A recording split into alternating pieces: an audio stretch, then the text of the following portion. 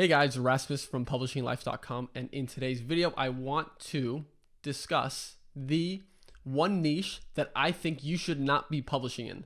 And what I'm about to say, I think it might be a bit shocking to some people, but once I explain it, I believe it'll make sense. And this one niche that I'm talking about is actually the most published in niche. The majority, like really the vast majority of our publishing students are publishing in this niche. And it's not to say that this niche cannot work, because it absolutely can, but a lot of people coming in are making these same mistakes over and over.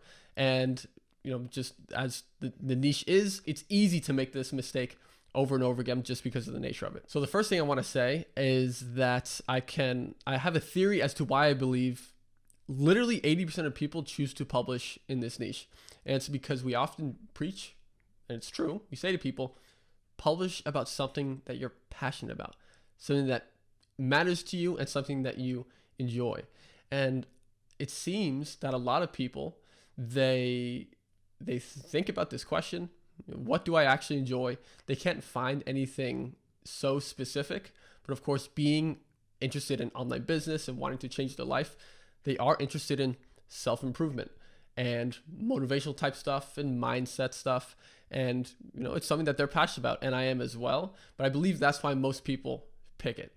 Also, there's so much demand in this niche, and I think a lot of people are afraid of publishing in lesser known niches that seemingly have less demand, but then they also have 100 times less competition. But being that most people, by nature, are into self-development, the niche that I'm talking about is self-help as a whole. How to improve yourself, oftentimes related to mindset, success, habits is a big one. Everything that encompasses self-help. Now, the big problem that most people, you have 80% of people publishing this niche, and you have 80% of people making this same mistake, maybe more.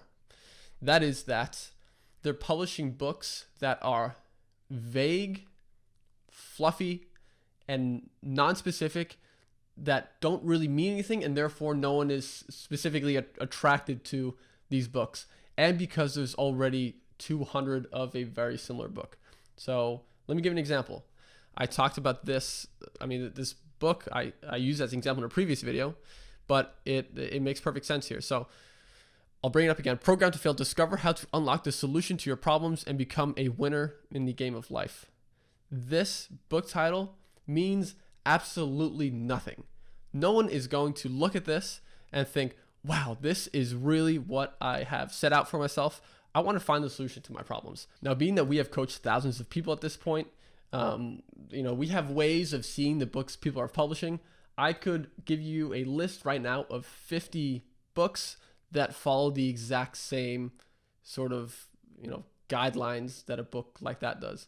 It's a title about how to be successful, how to be happy is a big one, how to find your inner peace, things like that. It's super non-specific book topics that have no real outcome in the end that you could, define. You would say, okay, find inner peace. Okay, read that in a book title. How are you going to measure that you have found inner peace? I know, it's subjective to people, but the point is, when people read it, they can't envision themselves actually achieving this thing. It doesn't mean anything. Now, on top of this, self-help is also the most competitive niche there is.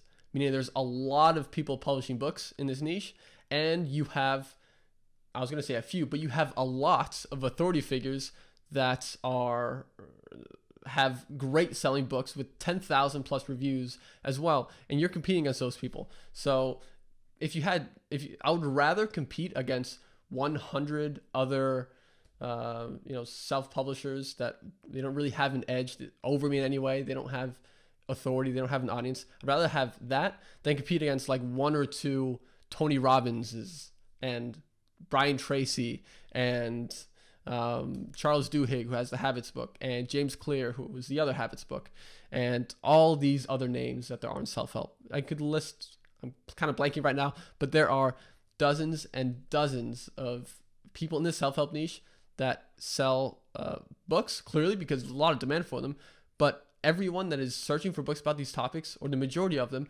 are much rather to choose these books that have the social proof, they have the audience, they know who the individual is.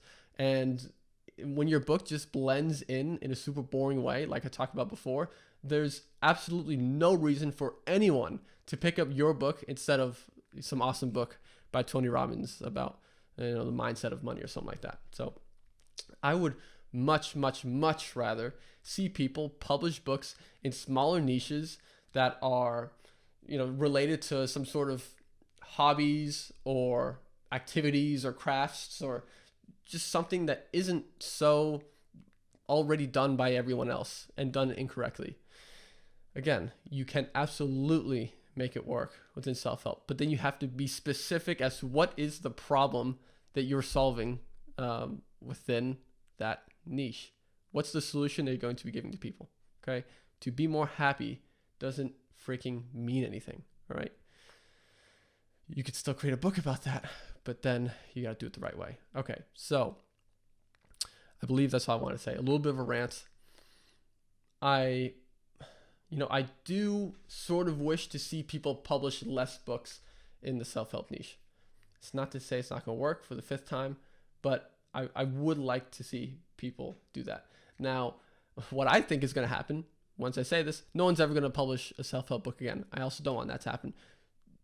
Don't take it that way. Just be aware of what I said and make sure not to make that mistake if you do choose to publish a book within self-help. So let me know what you think. Am I freaking stupid, the things that I've said, or do they actually make sense? Let me know what you think in the comments. And if you would like to join, might as well do the shameless plug. If you'd like to join AAA, our publishing program that has created lots and lots of results, life-changing results, and people making full-time income, then you can check out our free webinar down below or the link to join below that. So that's it. Looking forward to hearing what you guys have to say, and we'll see you guys in the next video.